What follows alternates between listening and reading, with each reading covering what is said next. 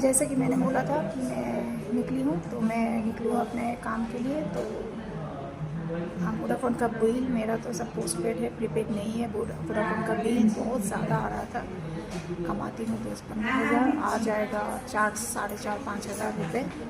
तो उसका इशू लेके आई हूँ, देखती हूँ सॉल्व होता है कि नहीं। बाकी अपडेट आप लोगों से डेफिनेटली मैं शेयर करूँगी। तो आप लोगों ने देखा होगा मुझे वोडाफ़ोन स्टोर में मैंने कहा था कि मैं प्रॉब्लम की वजह से बहुत बड़े इशू हो गए थे। 5-5.5 हज़ार रुपये का बिल आ रहा था, 4.5-5.5 हज़ार रुपये का बिल आ रहा था, जो कि टू मच है। जिस तरह का मैं काम करती हूँ, मैं मुझे उतना बिल नहीं देना था। तो होपफुली वहाँ के जो कस्टमर सर्विस एग्जीक्यूटिव है, उन्होंने प्रॉब्लम प्रिलिमिनरी स्टेज पे सॉल्व किया है।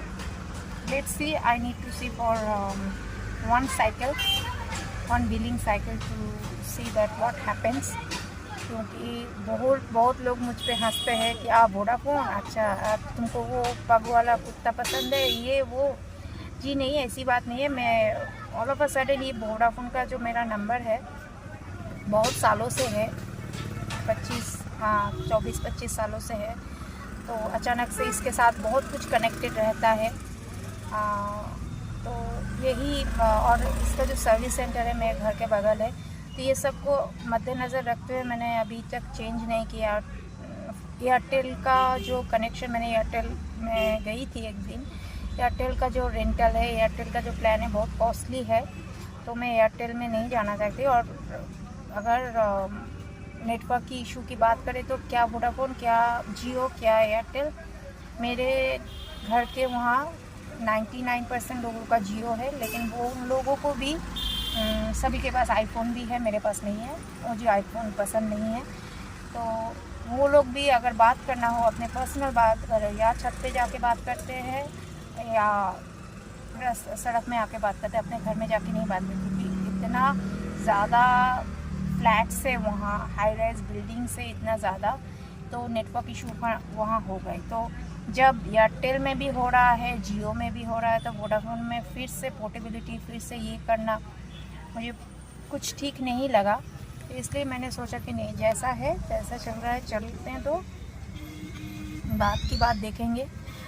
और आज डिलीवरी स्टेज में बहुत करीबन 1-1.5 घंटा लग गया सब कुछ सेटअप करने में, सब कुछ ठीक ठाक करने में। तो उन्होंने कहा कि होपफुली आपको पास इतना बिल नहीं आएगा, बहुत ज़्यादा बिल आ रहा है, हम भी देख रहे हैं, क्योंकि आपका प्लान चेंज होना था। तो उन लोगों ने मेरा प्लान चेंज किया।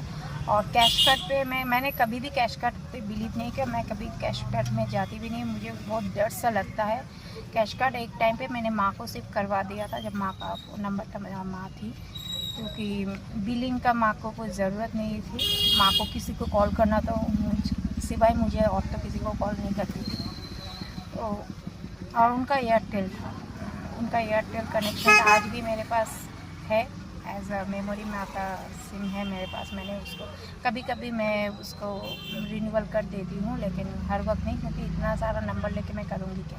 सिर्फ मुझे काम करना है, मैं किसी से बात भी नहीं करती, कुछ भी नहीं करती, बस पे आई हूँ, निकली हूँ। अभी थोड़ा सा पानी पूरी खाऊंगी, फिर देखती हूँ कहीं कुछ खा लूँगी, खा के फिर चली जाऊँगी।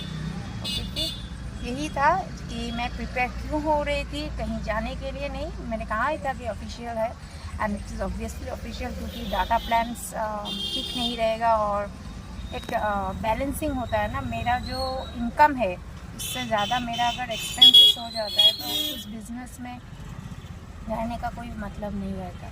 अगर कुछ इश्यूज़ है तो मुझे उसको वहाँ जाके सॉल्व करना पड़ता है। तो होपफुली टचवुड प्रिलिमिनरी स्टेज में सॉल्व हो गया। अभी इसको यूज़ करके मैं देखूँगी कि मेरा बिल कम आता है।